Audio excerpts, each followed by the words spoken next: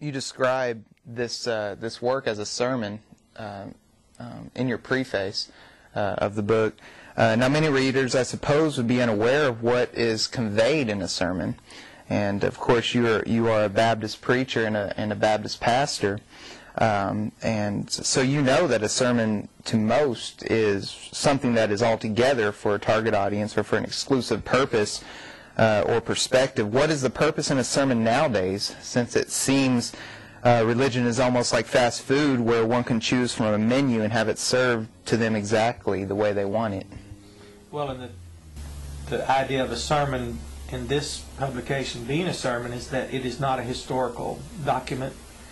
I did not go through and research all the history and then supply that in the book. Okay. This was merely the assertions that are being made from the rational conclusions of what is being ignored today. So, okay, in the sense of sermon, it's a proclamation that I'm heralding. The reader will know that in this brief 50-plus pages, there are referenced things that are voluminous.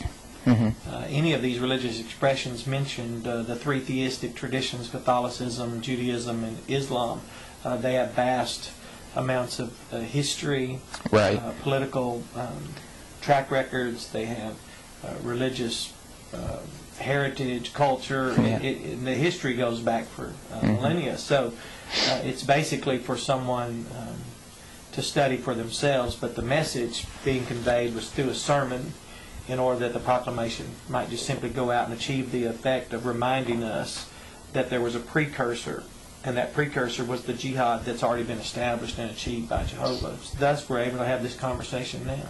And I don't fear reprisals from Islamic terrorists or anything we say, even characterizations of Muhammad or political satire or whatever. Now, I don't fear them any more than I fear being mugged when I walk out on the streets. Those are just risks of any free society.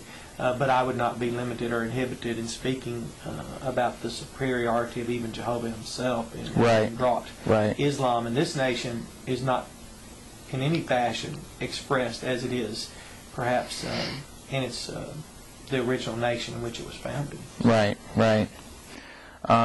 Does Jehovah's Jihad dispel any sort of foggy misconceptions concerning the religious malcontent, that is, religious toleration versus a religious intoleration? Well, one of the points I made in the message was that we are not about tolerance or intolerance. I even satirically called those gods themselves the gods tolerator and intolerator. Okay. We either engage a citizen or we ignore a citizen. We have freedom of speech, freedom to peaceably assemble. We have no, we're not subject to coercion by anyone directly. We have the protection, our freedoms are protected. So to say that I need to have tolerance in this country, then what part of rule of law has not provided me with the environment that accommodates my freedom to express myself?